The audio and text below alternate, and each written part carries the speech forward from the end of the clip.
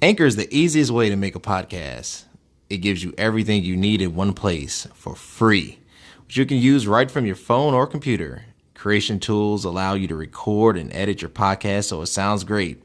They'll even distribute your podcast for you so it can be heard everywhere: Spotify, Apple Podcasts, Google Podcasts, and many more.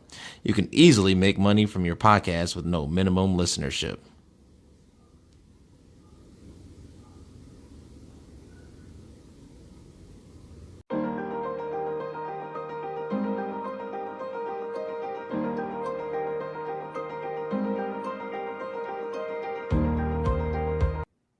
Awesome. Welcome back to part 2 of the episode with Candies.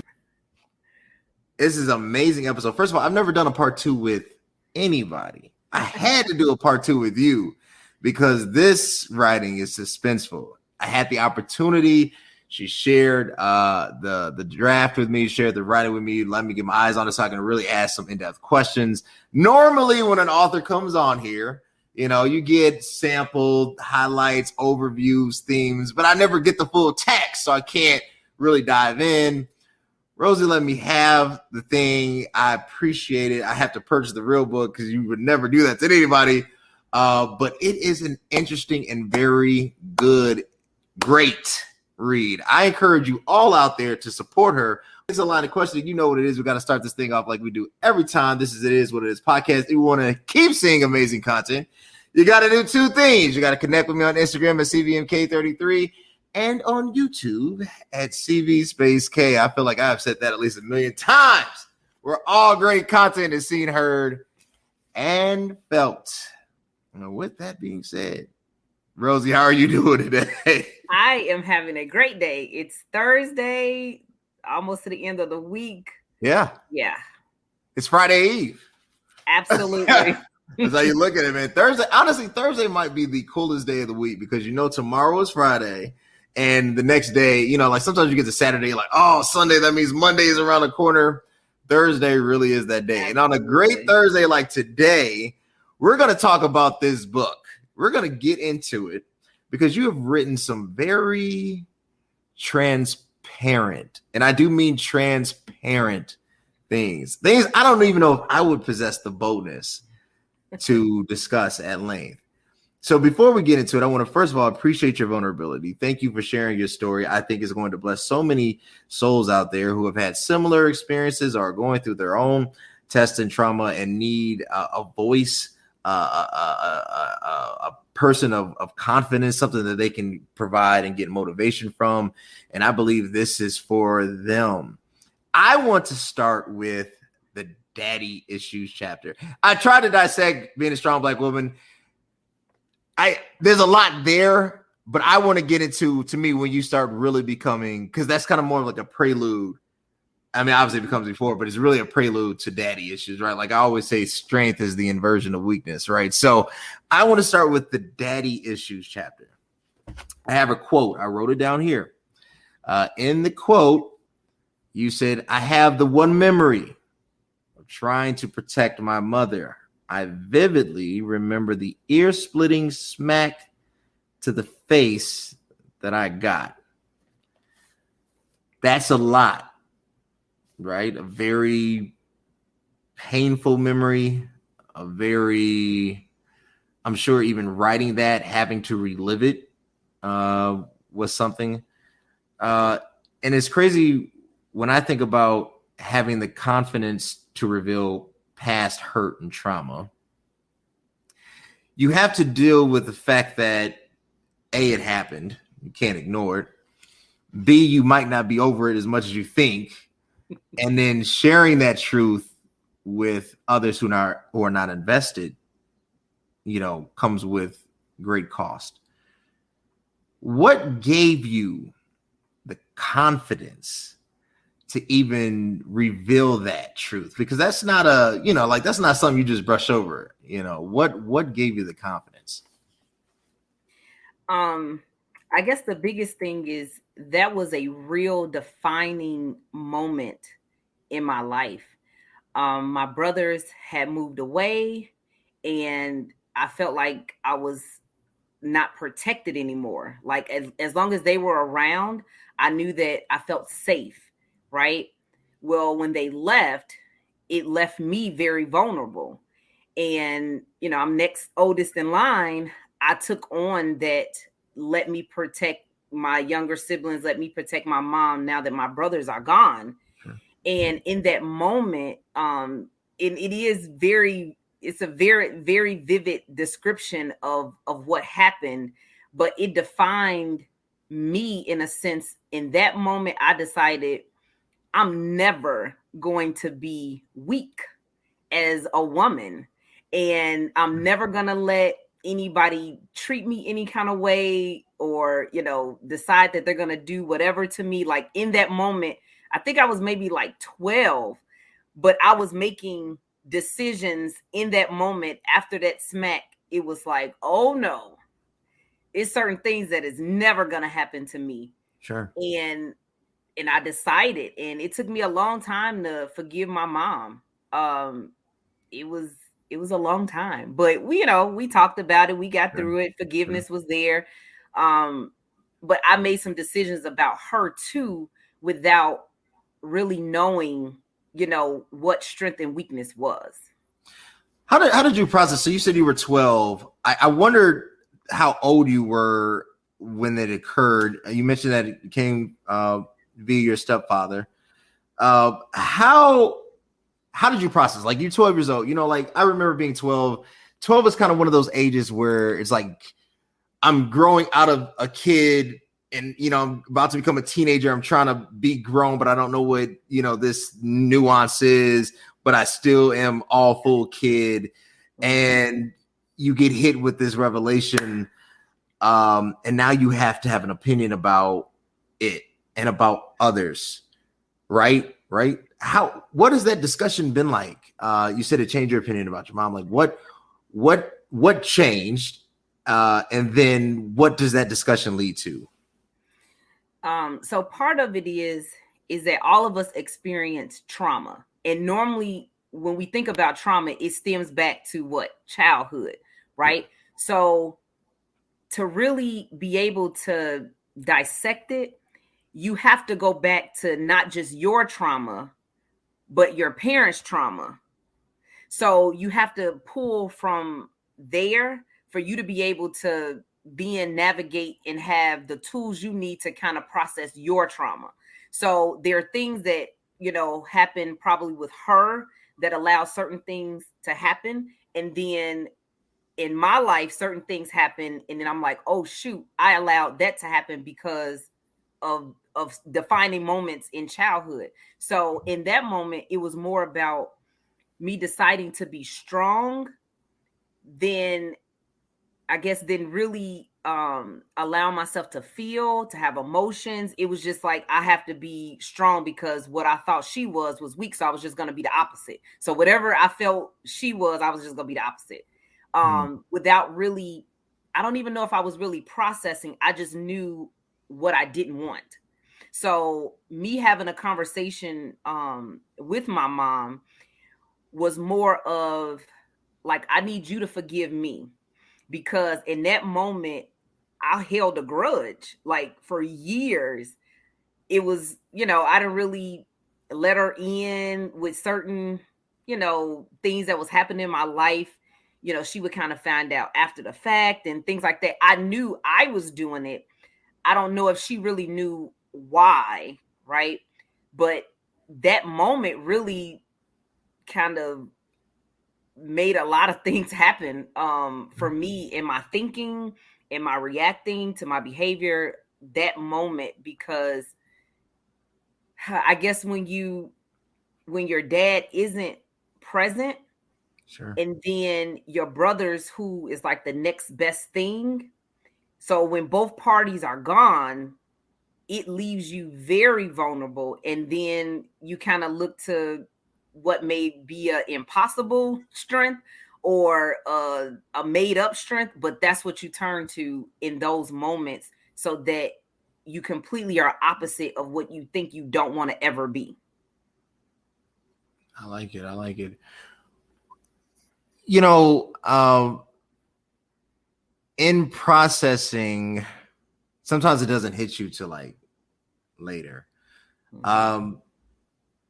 You mentioned the twins. You mentioned the loss of child. I had to bury the baby of a woman who was lost during birth, and it shook me. I didn't realize it. It shook me. You know, like I had to commit the body to the ground, and you know, I've been to a million funerals. Every funeral is different. Crying is natural, but you know, I'm not really saddened. I was like, when I got to my car and I realized what I had done, and I saw how small the coffin was, like it rattled my mind. Like I was uneasy about it, right?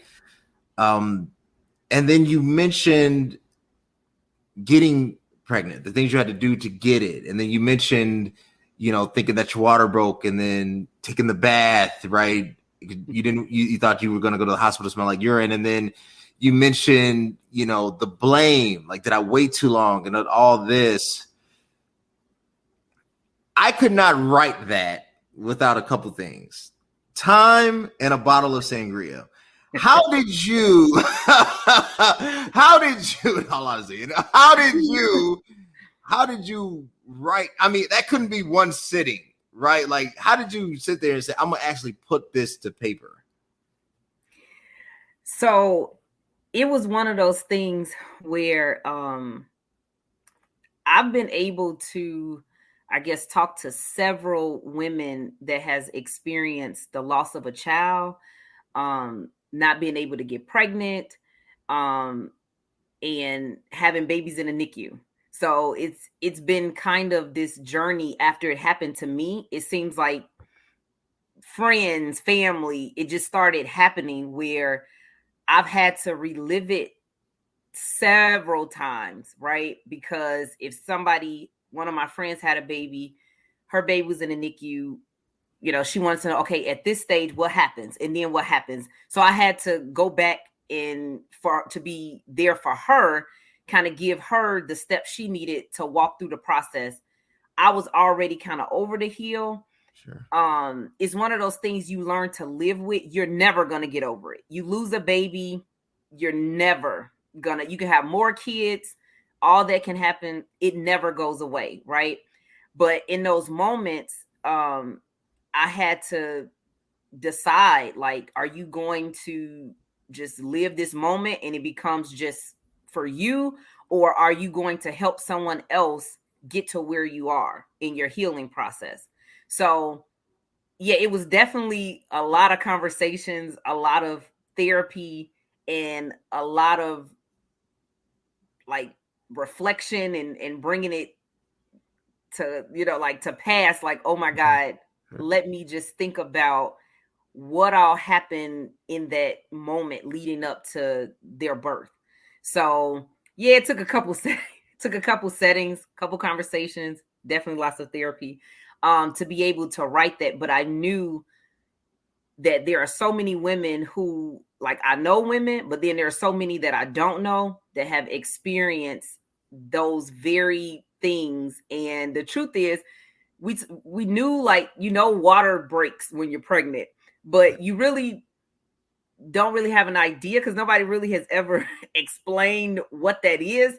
Like nobody says like it keeps running.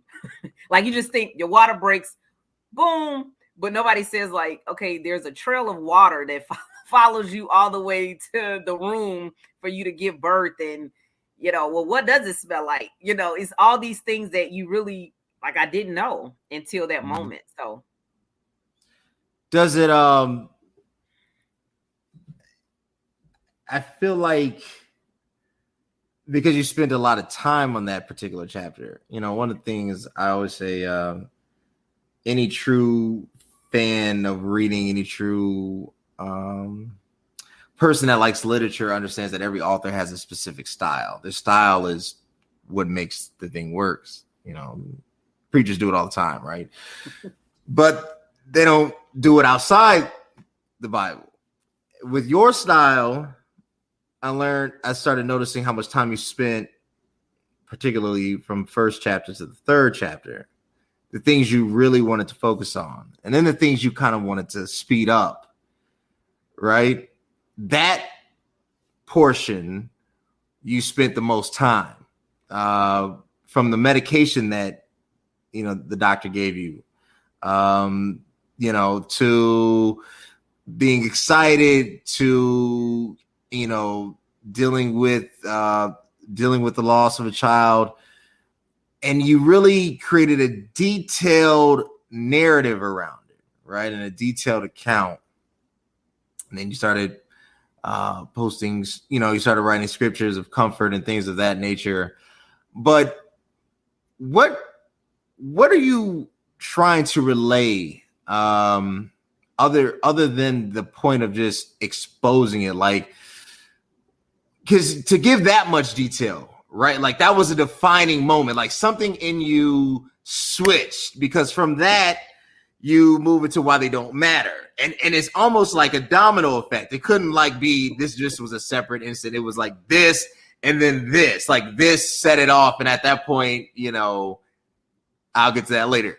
What was that domino effect for you? So, we live life and we're always wondering, like, what's the worst thing that could happen, right? Sure. And what was really defined for me, and that is probably why I spent a lot of time on that chapter, is because the worst thing, when you think about some of the worst things that can happen, losing a child is one of those things, right? But once you are not like taken out, like it doesn't take you out, and you live it and you heal from it, you're never going to get over it, but you cope. And it's almost like you become invincible. Like, I can do anything now, because the worst thing that could happen to a person has happened, and it didn't kill me. Like, I didn't die. I didn't just lay in the bed. I had to, get through some tough days. But now, being on the other side, I feel like I can do anything. And in those moments, I guess it is a great transition to why they don't matter, is because life is going to happen to you, and things are going to happen that, are good, bad, indifferent. But then you realize what really matters in life. And some of the things we spend a lot of time on, a lot of things that we give a lot of energy to, at the end of the day, they don't really matter.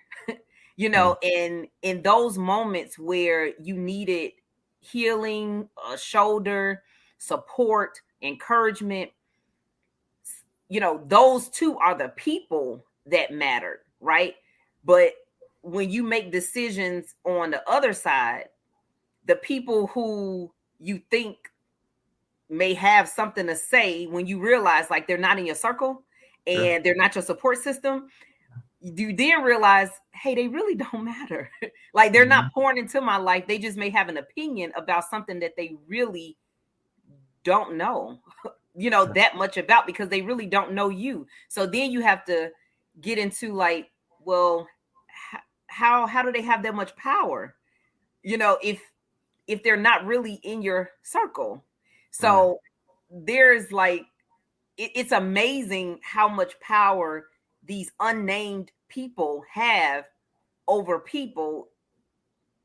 And once you've been through stuff that I've been through, you just realize, like, I'm not giving them that kind of energy or that kind of power over my life. I'm going to, which is the hashtag, I'm going to rewrite my story. Yeah. And whether people like it or not, it's my story. So, yeah. I like it. Which leads to me, the best chapter, who I was hoping, this is my only push. I wanted more details. I'm not going to lie. I wanted the smoke on this chapter. So why don't they matter? I have a quote here, and this is why, because I feel like it's a story within a story. It's more than a chapter. It really is its own story. You're right. Many of us highly regard pastors and first ladies, so much that we fail to accept the notion that they are flawed. You mentioned the executive leadership of the church being flawed, but you never mentioned the flaws of the executive leadership, right? You say that they're flawed, and it's like, yes, finally. What are they flawed with? Or is flaws as big? I get it. Love will make you protect even when things are over. That is totally the responsible thing to do. But I'm petty. No, I'm playing. But I want to know. I want to know, because I'm sure this is more common than not. When we have individuals in leadership that stay together because of optics more than because of truth, as noble as it is, it's deceiving, right? And because we can't discuss it, right? You can't even discuss it. Nobody, I feel like, gets healed from it. What should you've been a first lady? What should, first of all, as a first lady, what should be the message of a pastor, of a co-pastor, of a married to a pastor of a church or a religious organization? What should that be? First question. Second question is, therefore, what should that be an expectation, or should that even be a desire? And before you answer that, to be a first lady, yes, because I think what's happening is people, and I'm not you, because you don't allude to it, and I know this is not your truth. But I think with this generation, people like clout. They like it. They like all of it and what comes with it, regardless of the truth of the situation. And I feel like it's a very dangerous slope we're heading down, right? So to start off with, why didn't you mention the flaws? I think because at the end of the day, regardless of title, talent, gifts, we're still human. And although we're spiritual beings, we're still human. And I think a lot of times that expectation that we put on pastor, first lady, the perfectness that they should possess, when they show up, they're on all the time. And really, that is a flaw. There's no way you can really be on like that all the time, right? But it's who you present, when you arrive at church, because there's a huge spotlight on you. So, they looking at what you have on. They look at when you wipe your nose. They look at how you care for your children. They're watching your facial expressions when the pastor's up preaching. If you're not standing, then it's, ooh, did they get into it before they came to church? Or, ooh, is she mad at him today? I mean, there's so much pressure there, right? So anybody that kind of desires to be a first lady, they definitely don't know the pressure that comes with it, right? Like, yeah, it's the big hats and the sitting on the front row, right? And you got people at your beck and call, but the flip side of that is it's the emotional toll, the pressure of wanting, even though they're not asking you to be perfect, but it is some kind of perfection that you put on yourself, that I have to present a certain way, and I can't say that, or I better not share this, or I may not do that.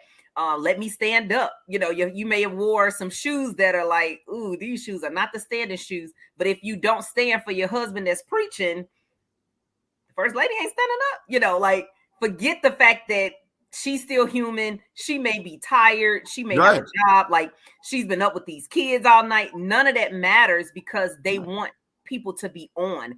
And I just think it's kind of an unreasonable expectation that, when you're in that position, it's like trying to climb a mountain that's like smooth on one side. That's hard to do. No, I believe it. People think, I give it. I said, I don't know how my grandmother did. I mean, shout out to Calvert Marshall because being a first lady is more than a notion. You talk about, the unfair expectation of it. When, like, what can't you do? Right? Like, what are the do's and don'ts? Like, can you, listen to Beyonce? Can you, I mean, what could my wife do that you could not do? That they would look at April and be like, oh, well, that's just April. They look at Rose and like, well, yeah, but that's first lady, right? Like, what are some of those things? Well, I guess it's kind of weird because I've always had, to me, I've always had this expectation on me since I was a small kid. Like I talk about that in the first chapter of being Superwoman. Like I remember babysitting people's kids at like 10 years old, where like now I have an 8-year-old and in 2 years, I would never let him watch anybody's kid. Right.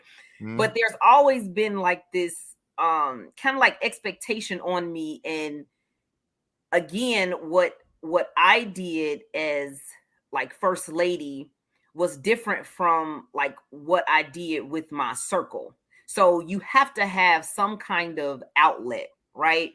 I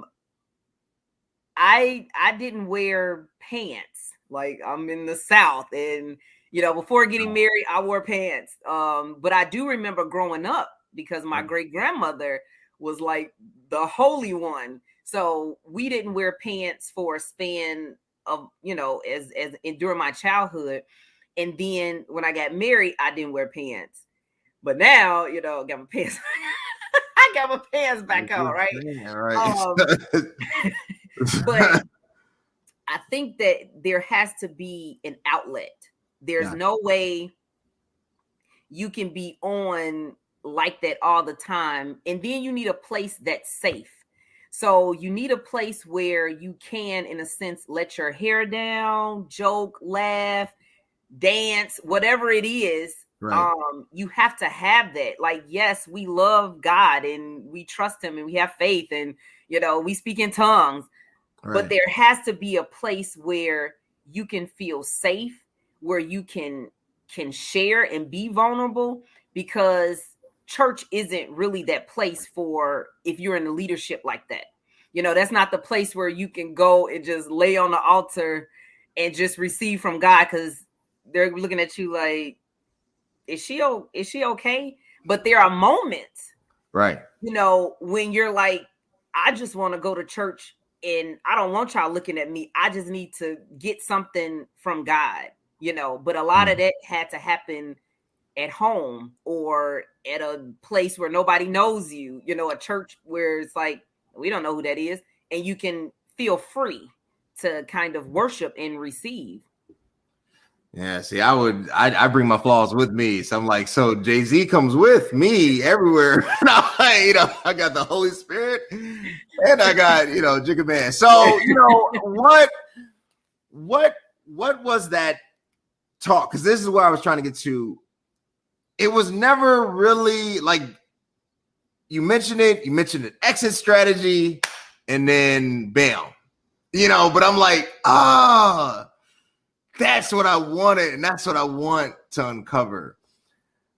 That had to be hard, right? Like, this isn't ABC Scandal. This isn't a TV show. Like, exiting, that's a nuance, right? Like, how did you just deal with it? How did you be like,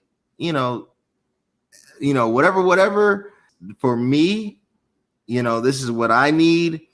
I know the residual effect and I know what you all think, but this is what I need to do. Tell me about that exit strategy. It was really a conversation with God and kind of making a decision.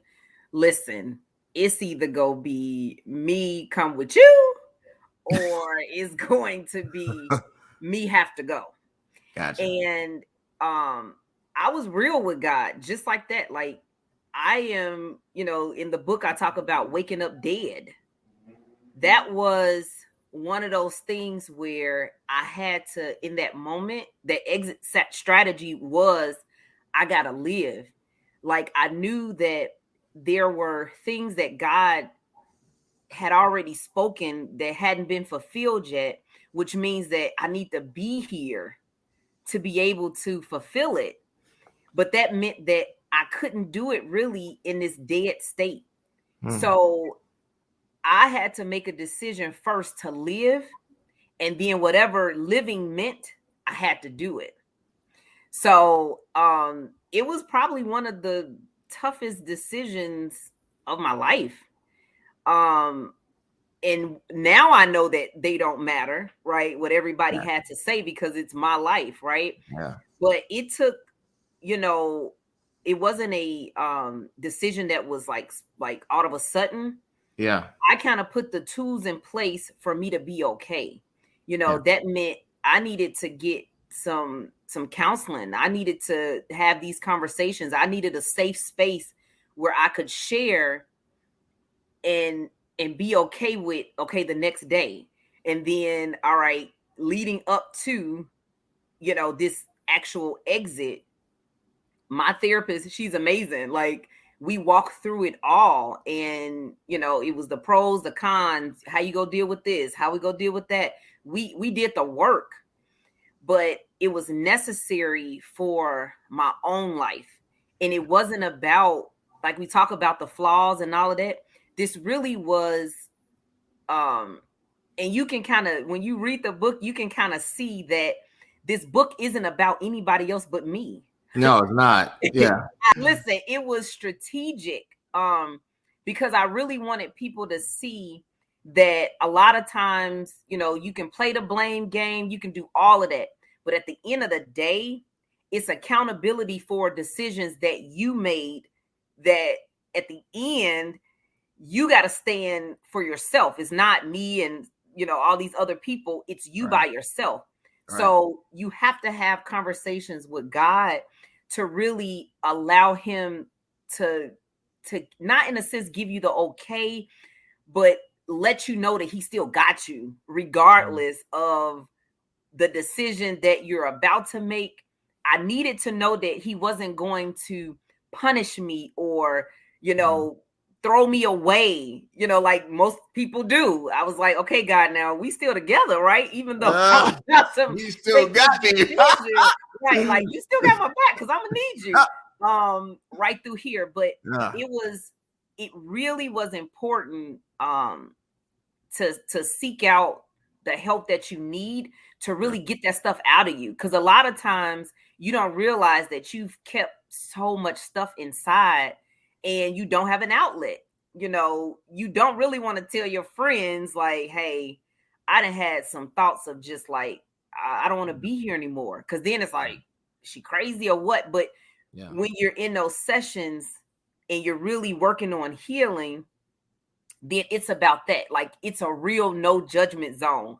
And I know a lot of people may not, like, nah, I don't go to no therapy, I don't need no counseling, I'm not crazy. Yeah. But you get a chance to unload all this stuff that you have inside of you. It really is just a conversation, but it's a conversation with somebody that you don't have to see every day, because if you tell your friend or people you see, then it's like, I wonder if they thinking about what I told them. But this is one of those, like, when it's a therapist, you get to go and see them when you want to see them. And when you don't want to see them, you don't have to. But then that it's a safe space and it's no judgment. We should be able to do this in church, but the truth is, the confidentiality in church is just not there. The minute people get some information, it's out. And we do so much damage to people by doing that. Like, can y'all keep secrets like Jesus? Like, we want to be like Jesus, but we want to keep the secrets. So they do you like Judas, boy. Next thing you know, you like, hey, who are these guys? Yeah, who's coming from me? Yeah. Right.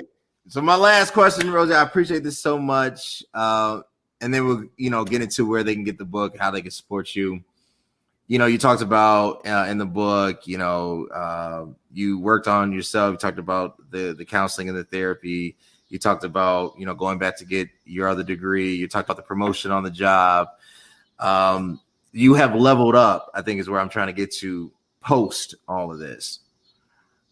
No matter what kind of transpires, is there like anxiety? And what I mean by that, like, even in times of success, I've noticed for myself, I'll question me and be like, is this real? You know what I'm saying? Like I've had, especially recently, I don't know why this is going on, but like, is this real? Like, am I really at this point in life? Is that a real thing? Like, cause you've done this, you moved on, upgraded, you're an author, you're becoming this mogul, and it's like, is there a not maybe a fear with it all, this newness, right? How do you deal with that? Well, it was definitely fear. Um it was definitely anxiety. I did a lot of like journaling in the beginning, just to be able to go back and see like, oh wow, I'm not in that place anymore. Like, look how much progress I've made. But any decision, that's big like that, Yeah. there's always like the fear that you don't know what's going to happen. Like, you've been in this place for a while and now you're doing something different. So you don't know what's going to become of that. But it really was um reactivating that relationship with God to really know that he had me, because then it was just me. Like, I need to know that if I don't have anybody else, God, I got you. Right. And that is where I really found the strength, because I allowed myself to be weak so that he would allow his strength to, give me the courage to keep going. But oh yeah, the anxiety. And I know this is the thing. If you see anybody that's great or anybody that's successful, you have to know that there is a story behind it. Like, people make it look easy. And I know people like, oh, you were able to do this and you accomplished that. But the truth is, the story to where like, nobody just fumbles and fall on success. That is not what happens. It just Not most doesn't. of us.